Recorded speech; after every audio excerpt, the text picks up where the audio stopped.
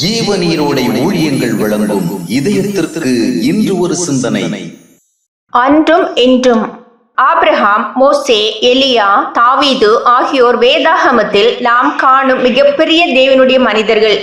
ஆனால் அவர்களுடைய இறை வாழ்க்கை நிலையை விட பல மடங்கு அதிகமான அளவு இறை வாழ்க்கை நிலையுடையவர்களாக நாம் காணப்பட வேண்டியது மிக மிக அவசியமாகும்.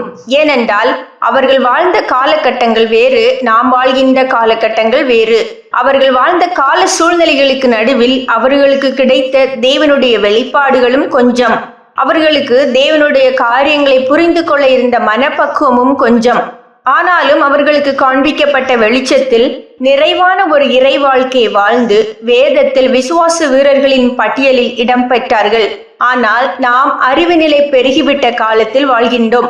தேவனுடைய ஆவியின் மூலம் தேவன் விரும்புகின்ற விதமாக வாழ்வதற்கு தேவையான பரிசுத்த வல்லமையை பெற்றுள்ளோம். தேவனையும் தேவனுடைய காரியங்களையும் புரிந்து கொள்வதற்கு நமக்கு கிடைத்துள்ள வாய்ப்புகள் மிக மிக அதிகம். எனவே அதற்கேற்ப மிக உயர்வான மகிமை நிறைந்த இறை வாழ்க்கையை தேவன் நம்மிடம் எதிர்பார்க்கின்றார். ஏனென்றால் யாரிடத்தில் அதிகம் கொடுக்கப்படுகிறதோ அவரிடமே அதிகமாக எதிர்பார்க்கப்படும்.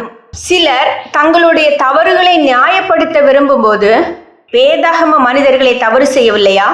ஆபிரகாம் பொய் சொல்லவில்லையா? யாக்கோபு ஏமாற்றவில்லையா? மோசே உணர்ச்சி வசப்படவில்லையா? தாவீது தவறவில்லையா? அவர்களுக்கே அந்த நிலை என்றால் நாம் எம்மாத்திரம் என்பார்கள். ஆனால் நமக்கு கொடுக்கப்பட்ட வாய்ப்புகளில் மிக மிக குறைவான ஒரு பகுதியைத்தான் அவர்கள் பெற்றிருந்தார்கள் என்பதை நாம் உணர வேண்டும். அன்று அவர்கள் வாழ்ந்த காலகட்டமும் கலாச்சார சமுதாய சூழ்நிலைகளும் இன்று போல அல்ல. எனவே அவர்களை விட பல மடங்கு அதிகமான ஒரு ஆவிக்குரிய உயர்நிலையே நம்மிடம் காணப்பட வேண்டும். நியாய தீர்ப்பின் நாளில் கிறிஸ்து நம்மை ஆபிரகாம், தாவீது ஆகியோருடைய வரிசையில் நியாயம் தீர்க்க மாட்டார்.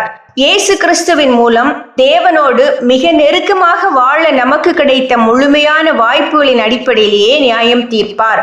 சிந்தனைக்கு, உன் மதம் உண்மையானது என்பதை உன்னுடைய வாழ்க்கையைத்தான் உரிய முறையில் விளக்க முடியும். உன் மதம் உண்மையானது என்பதை உன்னுடைய வாழ்க்கையில்தான் உரிய முறையில் விளக்க முடியும்.